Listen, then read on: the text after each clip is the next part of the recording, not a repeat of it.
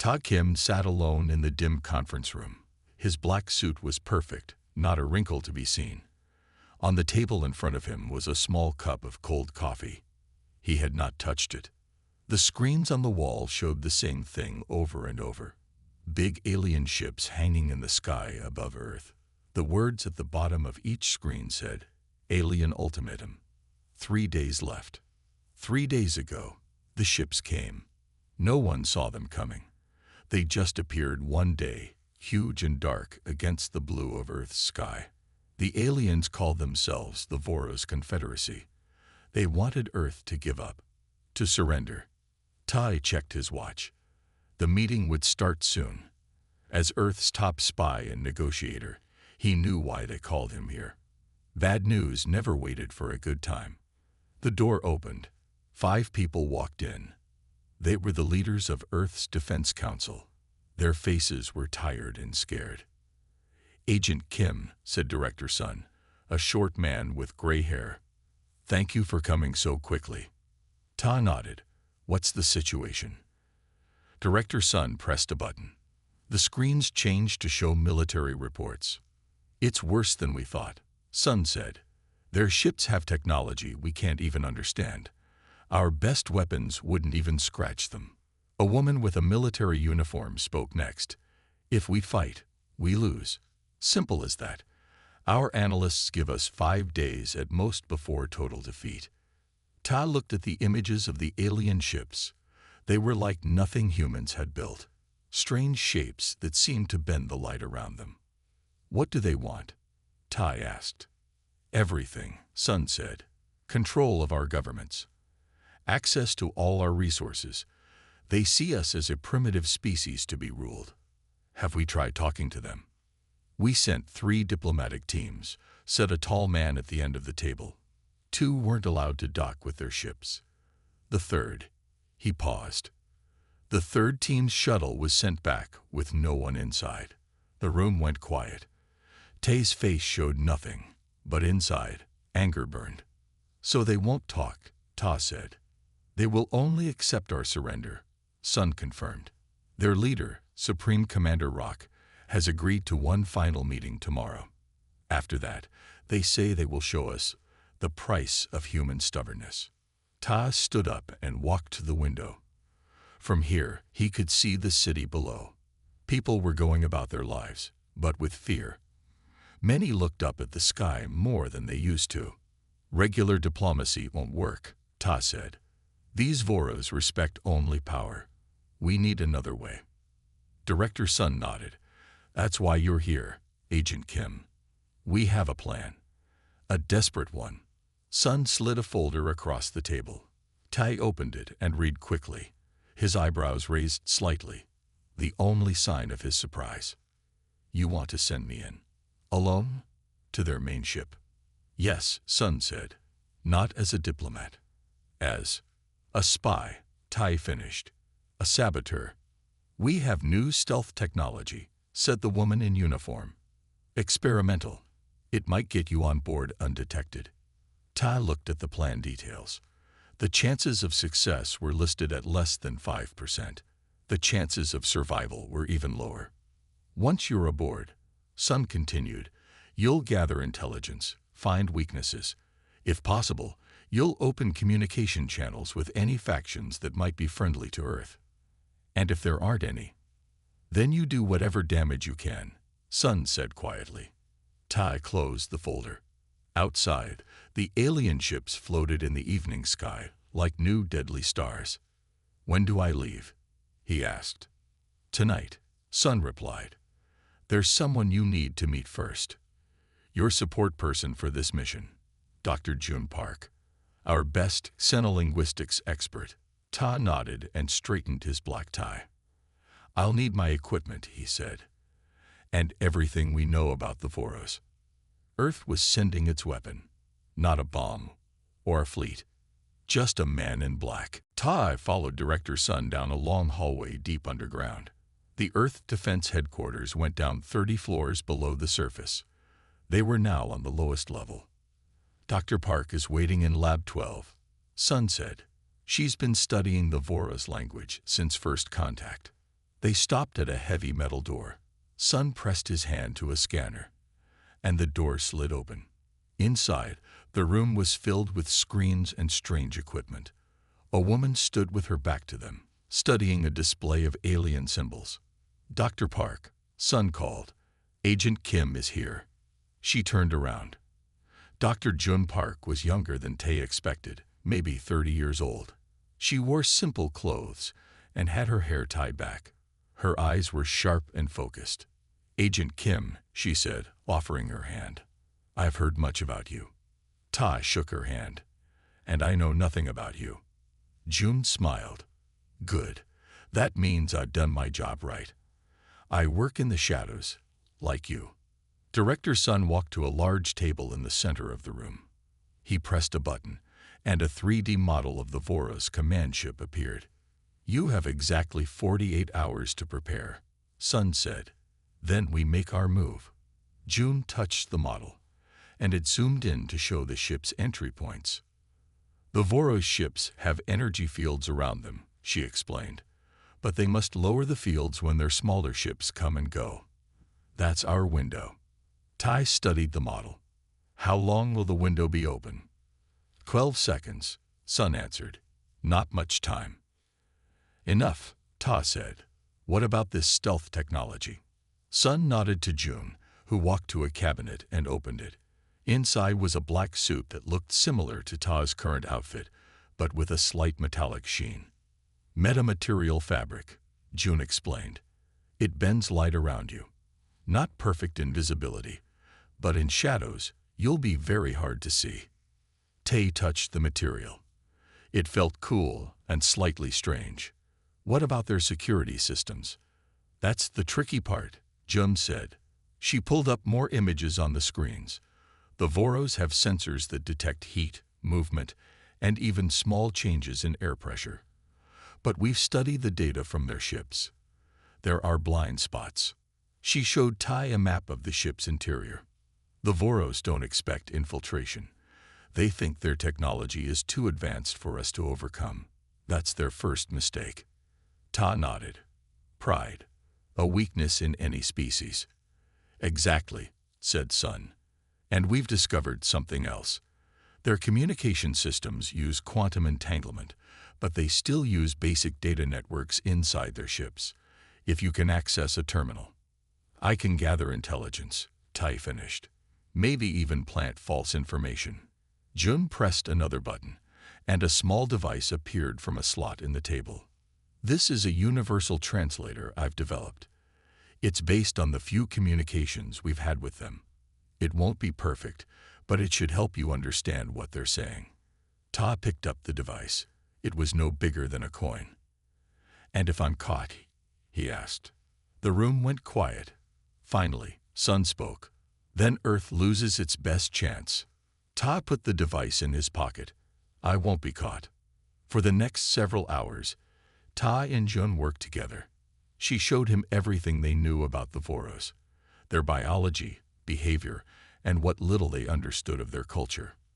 "They're reptilian, but warm-blooded," Jun explained. "They live in a strict hierarchy. Showing weakness means losing position. So I should appear strong, even when outnumbered," Ta said. "Yes, but careful. Challenge the wrong Voros, and they'll kill you on the spot." As the hours passed, Ta memorized ship layouts, practiced with the stealth suit, and learned key Voros phrases. By morning, he was ready. Ta stood in the launch bay beside a small stealth craft that would take him to the Voros ship. Jun handed him a small earpiece. "I'll be with you the whole time." "Well, my voice will." "That's more comfort than I usually get on missions," Ta said with a rare smile. Director Sun approached. "The fate of Earth is in your hands, Agent Kim." Ta looked at the craft, then back at Sun and Jun. "No," he said. "The fate of Earth is in its people. I'm just the messenger." He stepped into the craft, ready to face an alien world. The small stealth craft moved silently through space. Inside, Tai sat perfectly still. His heart beat steadily despite the danger. He had trained for years to control this fear. Approaching target, said the pilot's voice. Shield window opens in 30 seconds. Todd checked his stealth suit one last time. The black material now covered his entire body except for his face. A thin mask would cover that when needed. Remember, Jones' voice came through his earpiece. Once you're inside, find a safe spot first. Learn the ship's patterns before you move deeper. Understood, Ta said. The pilot's voice came again. 10 seconds. Get ready. Ta moved to the exit hatch. He took one deep breath. 3, 2, 1, go. The hatch opened. Ta pushed off and flew through space. For 5 terrifying seconds, he was in open vacuum. Then he passed through an invisible barrier and into the Voros ship.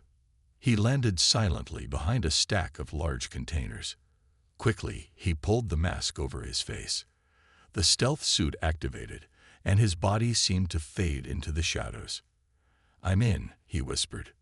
Good, Joan replied in his ear. What do you see? Ta peered around the container. He was in a large cargo bay. Strange machines moved boxes around. And then he saw them, the Voros. They were tall, at least 7 feet. Their skin was scaled and dark green. They walked on 2 legs but had 4 arms. Their faces were flat with vertical slits for noses and large yellow eyes. I see the aliens, Ta said very quietly. 4 arms. Reptilian. Any cybernetics? Joan asked. Ta looked closer. Each Voros had metal parts attached to their bodies. Some had mechanical arms. Others had devices embedded in their heads. Yes, they're part machine.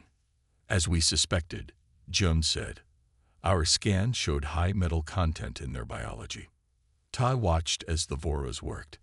They spoke to each other in harsh, clicking sounds. His translator device began to pick up words. Shipment to lower levels. Supreme Commander wants faster progress. Humans will surrender soon. Ta moved deeper into the shadows as a Voros worker passed near his hiding spot. The alien stopped suddenly and looked around. Something wrong. Another Voros called. Thought I sensed something, the first one replied. Strange air movement. Ta held his breath. The Voros worker stood just 3 feet away. It sniffed the air with its slit-like nose. Probably nothing, it finally said and walked away. Ta waited several minutes before moving. He found a small gap between containers that would hide him completely. I need to learn the ship layout, he whispered to June. According to our scans, you should be near a maintenance tunnel, she replied. Look for panel markings on the walls. Ta scanned the walls and saw strange symbols glowing faintly. Using his small computer, he photographed them. Sending images now, he said. Seconds later, Jun responded. Those are access codes. The third symbol from the left means maintenance. For the next hour, Tai watched and learned. He saw how the Voros moved, how they responded to each other. The higher-ranking ones had more mechanical parts. The lower ranks bowed their heads when superiors passed. When the cargo bay emptied for a meal break, Todd quickly moved to the maintenance panel. He pressed the symbols in the order Jun had told him. The panel slid open. Inside was a narrow tunnel with dim lighting. Ta slipped in, and the panel closed behind him. I'm in the maintenance system, he whispered. Good, Jun said. These tunnels should run throughout the ship. The command center would be upward, toward the front of the ship. Ta began to climb. The tunnels were tight, but he moved silently. Through small vents, he could see into different rooms. He saw sleeping quarters, food areas, and weapon storage. Then, in one room, he saw something that made him stop. A female Voros stood looking at images of Earth. She seemed different from the others. Her cybernetic parts were minimal, and she studied the Earth images with what looked like curiosity, not aggression. I found something interesting, Ta whispered. Sending video now. As he watched the female Voros, a door opened. A lower-ranking officer entered the room. Too late, Tay realized his position was exposed. The officer looked up directly at the vent where Ta hid. Their eyes met. Time froze as the Voros officer stared at Ta. The alien's yellow eyes widened in shock. Ta had less than a second to decide. Hide, run, fight. He did none of these things. Instead, he calmly pushed open the vent and dropped into the room. He stood tall and straightened his black suit. "What is this?" the officer shouted, reaching for a weapon at his side. The female Voros turned quickly. "Stop," she commanded the officer. "Who are you, human?" Ta bowed slightly, just enough to show respect but not submission. "I am Ta Kim, Special Envoy from Earth," he said clearly. His translator device converted his words to the clicking language of the Voros. "Envoy," the female Voros said. "No human envoys were approved to board this ship." Ta smiled confidently. "That is correct. No envoys were approved by Supreme Commander Rock. But I was sent through other channels." In his ear, Jun's voice was urgent. "Ta, what are you doing? This wasn't the plan." Ta ignored her. Sometimes plans had to change. The officer pulled out his weapon. "This is a spy. We should kill him now." "Lower your weapon, Officer Dell," the female Voros said. "If this human wanted to attack, he would have done so from hiding." Ta looked directly at the female Voros. "You must be Sub-Commander Han. I came to speak with you specifically." Han's face showed surprise. "How do you know my name?" "I know many things," Ta said calmly. "I know that not all Voros agree with Rock's plan to conquer Earth. I know that some of you believe there are better ways." Han studied Ta carefully. "Officer Dell, leave us." "But Sub-Commander." "That is an order," Han said firmly. The officer reluctantly left the room. Han pressed a button, and the door locked. "You have exactly 3 minutes to explain why I shouldn't call security," she said. Ta nodded. "The Voros Confederacy believes humans are weak because our technology is behind yours. But technology isn't everything. Humans have other strengths, such as adaptation, creativity, and understanding others," Ta said. "For example, I can see that you're interested in Earth for reasons beyond conquest." Han looked at the images of Earth still displayed on her screen. They showed human art, music performances, and natural landscapes. "Your culture is interesting," she admitted. "Different from ours." "Then why destroy it?" Ta asked. "Why not learn from it instead?" Han's secondary arms crossed. "Rock believes all other species must be controlled. It's the Voros way." "The way of Rock's faction," Ta corrected. "But not everyone's way. Not yours." Han was silent for a moment. "You are very bold for a human whose planet faces destruction." "Bold, but honest," Ta said. "I'm here to offer an alternative to war." "What alternative could you possibly offer?" "Your weapons are primitive. Your defenses would fall in days." Ta stepped closer. "But our minds are not primitive. Our scientific progress, our art, our understanding of psychology and social structures, these are valuable. We could be allies, not enemies." "Allies?" Han said the word as if testing it. "Rock would never agree." "Not all decisions must be Rock's," Ta suggested carefully. Han's eyes narrowed. "That is dangerous talk, human." "Sometimes danger is necessary for progress," Ta replied. In his ear, Jun whispered, "Ta, I'm analyzing her responses. There's definite interest. Push a little more." Han walked around Ta, studying him. "How did you get aboard this ship?" "That's not important. What matters is why I came, to open a dialogue with those willing to listen." "And if I'm not willing?" Ta smiled slightly. "Then you would have called security already." Han made a sound that might have been a laugh. "You're right about one thing, human. Not all Voros think alike. Some of us see potential in species like yours." "Then help me stop this war before it starts," Ta said. "Earth doesn't want to fight. We want to understand." Han was quiet for a long moment. Finally, she pressed a button on her wrist device. I am recording our meeting as classified, she said. What you propose is complicated, but not impossible. Ta felt a surge of hope, but kept his face calm. Then let's begin, he said. There's much to discuss. For the next hour, Tai and Han talked in her private quarters. Tai learned much about the Voros and their world. Our society is built on strength, Han explained. The strong lead. The weak follow. It has been this way for thousands of years. But that is changing, Ta said. It wasn't a question. Han looked surprised. How did you know? Your technology, Ta said. It has changed your people. Some are more machine than reptile now. This must cause differences in thinking. Han walked to a window. Outside, Earth was visible, blue and beautiful. Yes, she said quietly. There are 3 main groups now. Supreme Commander Rock leads the warriors. They believe in conquest above all. General Mur leads the builders. They want new worlds for resources and growth. She paused. I represent the scholars. We seek knowledge and understanding. And which group is strongest? Tai asked. The warriors for now, but the balance is shifting. Ta nodded. This was valuable information. In his ear, Jun was speaking. Tai, I've been analyzing the communications we're picking up from the ship. There's something important. Sending it to your device now. Te's small computer vibrated in his pocket. He glanced at it quickly. May I ask something personal? Ta said to Han. You may ask. Do you believe Earth should be destroyed?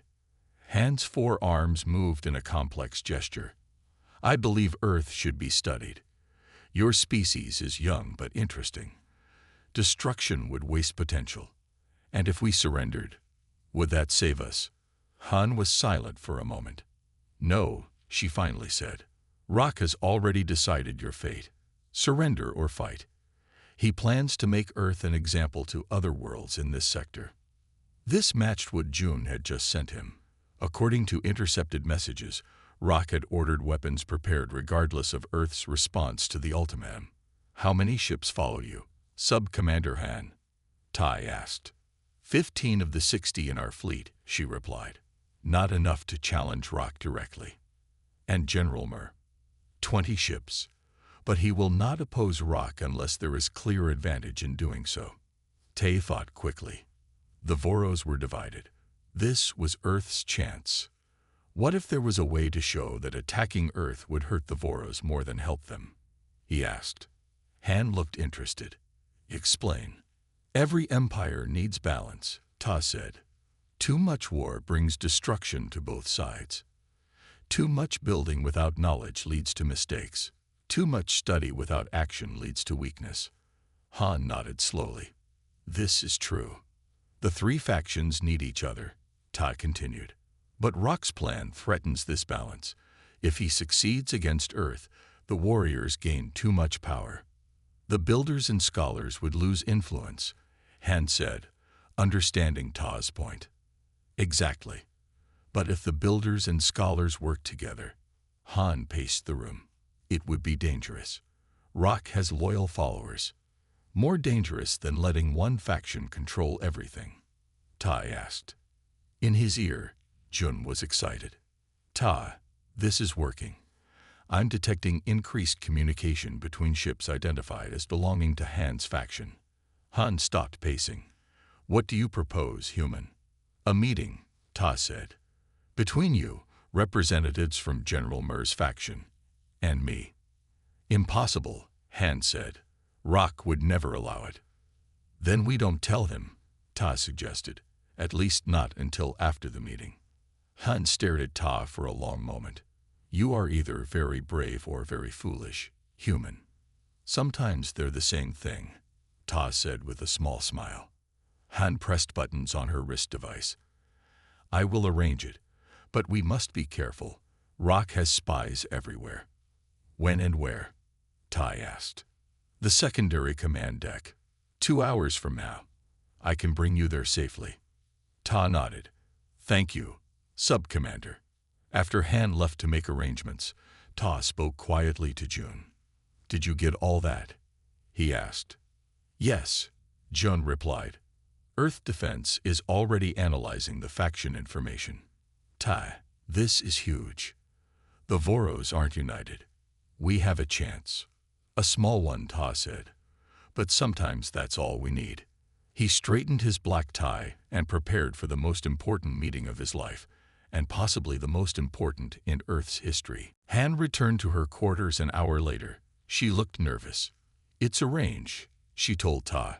General Mur will send his second-in-command, Commander Lek. But we must hurry. Rock has called a fleet meeting in 3 hours. Ta nodded and followed Han through the ship's corridors.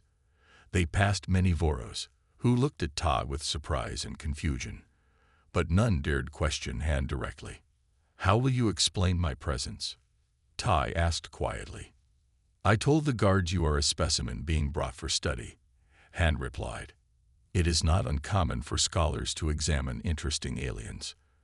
They entered a small transport tube that moved them quickly to another section of the huge ship. When they stepped out, they were in a different area with fewer Voros around. The secondary command deck is through here, Han said, pointing to a large door. Commander Lek is already waiting. Ta straightened his suit and took a deep breath. Remember, he said, the goal is to show how all 3 factions benefit from peace with Earth. Han made a gesture of agreement. I understand, human. But be careful. Builders care most about gain. They entered the command deck. It was a large room with many screens showing stars, planets, and ships. At the center stood a tall Voros with heavy mechanical legs and one fully mechanical arm. This had to be Commander Lek. This is the human. Lek asked, looking at Ta with doubt. It does not look impressive. Appearances can be deceiving, Ta said calmly, just as the appearance of Voros unity deceives many. Lek's eyes narrowed. Bold words for a species facing extinction. Bold words backed by truth, Tai replied. We know the Voros Confederacy is not united. We know Rock plans to destroy Earth regardless of surrender. And we know this hurts the builders and scholars. Lek looked at Han. This human speaks dangerously. But truthfully, Han said, Rock's plan gives too much power to the warriors. And what do you propose? Lek asked Ta. Ta walked to a screen showing Earth. Alliance instead of conquest. Earth has resources, yes, but we also have knowledge, culture, and new ideas. Ideas that could help all Voros. Explain, Lek demanded. The warriors get respect without costly battle. The builders get resources through trade, not destruction. The scholars get new knowledge from a willing partner. Ta looked at both aliens. Everyone wins. Lek and Han exchanged looks. Then Lek spoke. General Mur might consider this, but Rock never will. He might, Ta said, if he understood how many ships would oppose him. This was a dangerous move. Ta was suggesting something close to rebellion. But he had to push harder. United, the builders and scholars have more ships than the warriors, Ta continued. Rock must know this. Suddenly, alarms began to sound throughout the ship. A voice came over speakers. Security alert. Human intruder detected. All sections on full alert. Lek backed away from Ta. You tricked us. This was a trap. No, Ta said. I came alone. But Lek wasn't listening. He pulled out a weapon and fired at Han. The blast hit her in the shoulder, and she fell. Traitor, Lek shouted. You and the human planned to turn Mur against Rock. Han's guards rushed in and fired back at Lek. Chaos erupted as more Voros entered from both sides. In seconds, the room was filled with fighting aliens. Ta, get out of there now, Jun shouted in his ear. Ta moved quickly. While the Voros fought each other, he slipped away through a side door. His plan had worked, but not as he expected. Now the Voros were fighting among themselves. I need to get to the main communication center, Ta whispered to Jun. 3 levels up, she replied. But the whole ship is looking for you now. Ta smiled grimly. Good. Let them look, The man in black works best when everyone is distracted. He activated his stealth suit again and disappeared into the shadows. The real mission was just beginning. Ta moved through the ship like a shadow. All around him, Voros rushed back and forth. Some were looking for him. Others were taking sides in the sudden conflict between factions. "June, what's happening?" Ta whispered as he hid in a small service area. "It's incredible," Jun replied in his ear. "The ship is in chaos. We're picking up communications from all over the fleet. Han's people are saying Rock planned to betray the scholars. Mer's people think the scholars and warriors are working together against them." "Perfect," Ta said. "Confusion is spreading." He slipped out of hiding and continued upward through the ship. Twice he had to freeze as Voros guards passed within inches of him. The stealth suit worked well, but wasn't perfect. After 20 minutes of careful movement, he reached the level with the main communication center. "There are 8 guards at the entrance," he told June as he peeked around a corner. "You'll never get past them," she said. "I don't need to," Tay replied. "There's another way." He had studied the ship layouts carefully. The communication center had a maintenance access point for emergencies. He found it behind a panel marked with Voros symbols. "I'm going in," he said, opening the panel. Inside was a tight passage barely big enough for a human. Ta squeezed through until he reached another panel. Through small gaps, he could see the communication center. 3 Voros worked at control stations, monitoring the fleet's messages. Ta waited patiently. This was the most important moment of the mission. Suddenly, a loud voice came from speakers throughout the ship. "Attention all Voros. This is Supreme Commander Rock. Return to your stations immediately. Any further fighting will be punished by death. I am coming to the main command ship now to restore order." The Voros in the communication center stood straighter. One spoke to the others. "The Supreme Commander's shuttle is docking now. He wants all station reports ready." This was Ta's chance. Rock himself was coming to this ship. If he could reach the commander, maybe he could end this peacefully. "Change of plans," Ta whispered to June. "I'm going to the docking bay." "What? That's too dangerous," June protested. "Trust me," Ta said. He backed out of the maintenance passage and headed toward the docking areas. As he moved, he saw signs of the fighting that had broken out. Several Voros lay injured in corridors. Others stood in groups, weapons ready, watching for enemies from rival factions. When Tay reached the main docking bay, he saw a large crowd of Voros. They were lined up to meet their leader. Supreme Commander Rock was stepping off his shuttle. Rock was massive, even for a Voros. He stood nearly 9 feet tall. 3 of his 4 arms were fully mechanical. His body was covered in battle armor, and his face was partly metal. He looked like a walking weapon. "Where are the leaders of this rebellion?" Rock demanded, his voice booming. No one answered. The Voros all bowed their heads. Tai made a decision. He moved to the side of the room, found a computer terminal, and plugged in a small device Jun had given him. In seconds, he had access to the ship's announcement system. "Now or never," he whispered. Then he spoke into the device. "Supreme Commander Rock." Tay's voice echoed throughout the docking bay. "I am Ta Kim of Earth.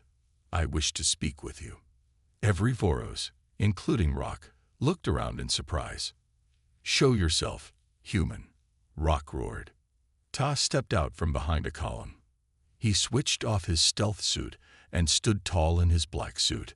Hundreds of alien eyes turned to stare at him. "How dare you come to my ship?" Rock said. "I came to ask a simple question," Tay replied calmly. "Why attack a world that offers you no threat?" Rock laughed, a harsh sound. "Because we can. Because the Voros take what they want." "But at what cost?" Tai asked. "Your people are already fighting each other. Is Earth worth civil war?" Rock's eyes narrowed. "You think you caused this conflict? You are nothing." "Not me," Ta said. "Your own choices caused this. Your own pride." Around them, the Voros watched and listened. For the first time, Someone was questioning their supreme commander publicly. The seeds of doubt had been planted. Rock's mechanical hand pointed at Ta. "Arrest this human spy." 2 guards moved toward Tai, but he didn't back away. "Before you take me," Ta said loudly, "don't you want to know how one human got onto your ship, passed all your security, and started a faction fight in just a few hours?" Rock paused, then raised his hand to stop the guards. The room was completely silent. "Speak then, human. Your words change nothing." Ta looked around the room at all the Voros watching him. This was his real audience. "The Voros Confederacy thinks humans are weak because our ships are smaller and our weapons less powerful," Ta began. "But technology isn't the only kind of strength." He walked in a small circle, staying calm as hundreds of alien eyes followed him. "Humans have something you don't understand," he continued. "We call it social intelligence, the ability to understand how others think and feel, to predict what they will do, to find connections between different groups." "You speak nonsense," Rock said, but some of the Voros were listening carefully. "Is it nonsense that I knew exactly how each faction would react? That I knew the warriors would threaten, the builders would calculate, and the scholars would question?" Ta looked directly at Rock. "Your divisions were already there. I just found them." In his ear, Jum spoke excitedly. "Tai, we've hacked into their system. We can broadcast to the whole fleet now. Keep talking." Ta smiled slightly. "In fact, right now, every ship in your fleet is hearing this conversation." Rock's face showed shock. "Impossible." A screen on the wall suddenly lit up, showing the faces of Voros on other ships watching and listening. "Humans may look weak, but we understand something you've forgotten," Ta said. "True strength comes from unity of purpose, not fear of leaders. From balance between action, building, and knowledge." Ta walked closer to Rock, showing no fear. "You call us primitive, but we've learned to work together despite our differences. Can the Voros say the same?" Murmurs spread through the crowd. Sub-Commander Han limped into the room, her shoulder bandaged from Lex attack. "The human speaks truth, Supreme Commander," she said loudly. "The way of conquest alone will divide us." From another door, Commander Lek entered with several builder Voros. "The builders also see wisdom in the human's words," Lek announced. "Destroying Earth gains us little. Working with them could gain us much." Rock looked furious. "You dare challenge me? I am Supreme Commander." "No one challenges your position," Ta said quickly. "Only the decision to destroy Earth. A wise leader listens to all sides before deciding." "A wise leader does not take advice from prey species," Rock shouted. He pulled out a weapon and aimed it at Ta. "This ends now." Time seemed to slow down. Ta looked at the weapon, then at Rock's eyes. "If you kill me," Ta said quietly, "you prove humans right. That the Voros can only solve problems with violence. Is that the legacy you want for your people?" Rock's hand shook slightly. Around him, hundreds of Voros watched, waiting. "Your people respect strength," Ta continued. "But there are many kinds of strength. The strength to destroy is easy. The strength to build something new, that's harder." Slowly, Rock lowered his weapon. "You are clever, human. Too clever to live. Clever enough to show you a better path," Tai replied. "Earth doesn't want to fight the Voros. We want to learn from you, trade with you, grow with you. All 3 factions benefit." The room was silent as Rock considered. Then a voice called from the crowd. "The human makes sense, Supreme Commander." Another joined in. "Why waste resources destroying when we could gain through alliance?" More voices joined, from both the room and the screens showing other ships. Rock looked around at his people, then back at Ta. For the first time, there was something like respect in his alien eyes. Earth's weapon had worked. Not a bomb or a fleet. Just a man in black who understood how people, even alien people, thought and felt.